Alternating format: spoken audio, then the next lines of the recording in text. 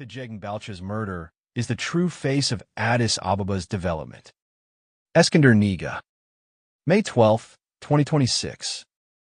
The killing of Tejegan Balcha, who was stricken down execution style on Friday, May 8, 2026, while in the custody of Addis Ababa's militarized police, is an inhumane act which should be taken for what it really is, a harbinger of darker days ahead for Africa's political and diplomatic capital city.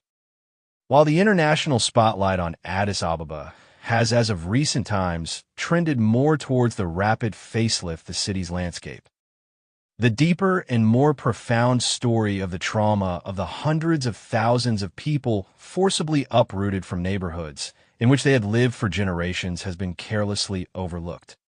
At the center of this story is an ethnic-based political ideology embedded within the constitutional and institutional structure of the state, which shapes governance.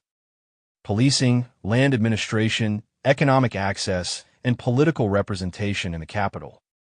As a result, residents of Addis Ababa in the millions have faced marginalization and exclusion in a city where ethno-political loyalty determines power, privilege, and opportunity.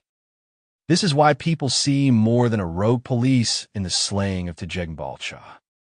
I see my own grief for Tejegan Balcha, for the city of my birth, and for my country, reflected in the eyes of many who understand that what happened was not an accident, but an inevitability of the system of state-sponsored ethnic hysteria we live under.